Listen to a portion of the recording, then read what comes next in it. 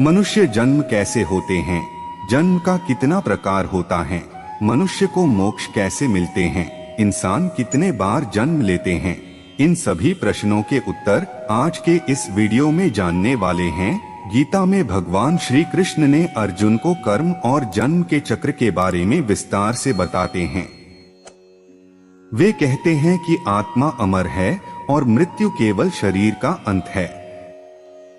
आत्मा कर्मों के अनुसार विभिन्न योनियों में जन्म लेती है। गीता में 3 प्रकार के जन्मों का वर्णन है। देव जन्म, पुण्य कर्म करने वाले लोग देवताओं के रूप में जन्म लेते हैं। मानव जन्म, मिश्रित कर्म करने वाले लोग मनुष्यों के रूप में जन्म लेते हैं। पशु जन्म, पाप कर्म करने वाले लोग पशुओं के रूप में जन्म लेते हैं। कर्मफल का महत्व हमारे वर्तमान जन्म का निर्धारण हमारे पिछले जन्मों के कर्मों द्वारा होता है। अच्छे कर्म हमें सुख और समृद्धि प्रदान करते हैं, जबकि बुरे कर्म हमें दुख और कष्ट देते हैं।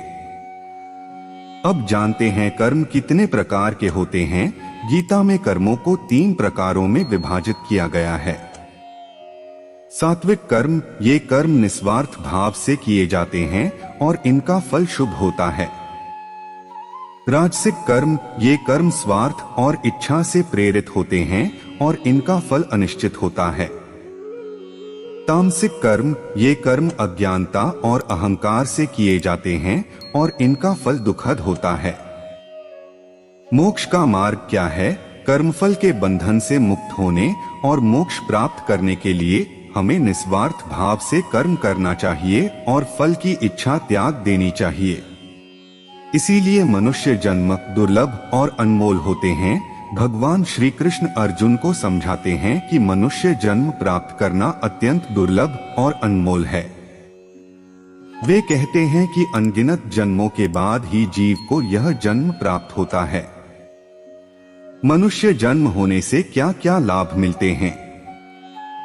ज्ञान और विवेक की प्राप्ति। मनुष्य यहाँ ज्ञान और विवेक प्राप्त करने के लिए आता है।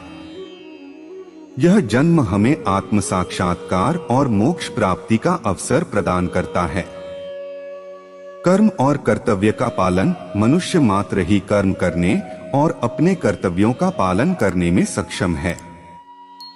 पाप और पुण्य का अनुभव। मनुष्य जन्म हमें पाप और पुण्य का अनुभव करने और कर्मफल के चक्र को समझने का अवसर प्रदान करता है।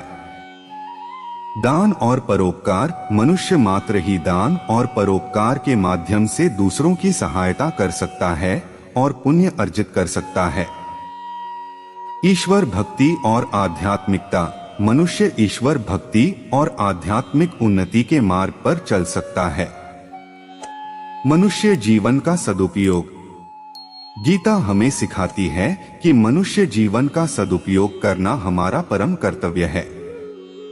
हमें ज्ञान प्राप्त करना चाहिए, कर्म करना चाहिए और दूसरों की सेवा करनी चाहिए। मनुष्य जन्म अनमोल रत्न के समान है।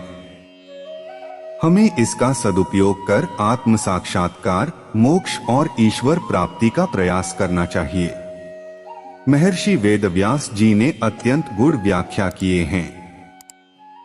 व्यास जी ने बताया कि जो व्यक्ति सदैव दूसरों की मदद करता है, पशु पक्षी और अन्य जीवों पर दया करता है, जरूरतमंदों की मदद करता है और निस्वार्थ भावना से संचित धन का उपयोग धार्मिक कार्यों में करता है, तो ऐसे व्यक्ति अगले जन्म में मनुष्य योनि में ही जन्म लेते हैं। मनुष्य जन्म पूर्ण परमात्मा की असीम कृपा से मिलता है। इसी मनुष्य जन्म के लिए देवलोक के वासी भी तड़पते हैं, क्योंकि इसी जन्म में तत्वदर्शी सद्गुरु की शरण जाकर मोक्ष प्राप्त किया जाता है। इंसान 2 बार जन्म लेता है। पहला जन्म इस संसार में होता है, जिसको कर्म लोक कहते हैं। यहाँ सारे इंसानों की परीक्षा चल रही है। मृत्यु के बाद इंसान का दूसरा जन्म परलोक में होता है, जहां उसे अपने कर्मलोक के कर्मों के आधार पर स्वर्ग या नरक मिलेगा। इसके बाद कोई जन्म नहीं है। सो दोस्तों, आज के लिए बस इतना ही। ऐसे ही मोटिवेशनल वीडियो पाने के लिए लाइक और फॉलो जरूर करें। जय श्री कृष्ण।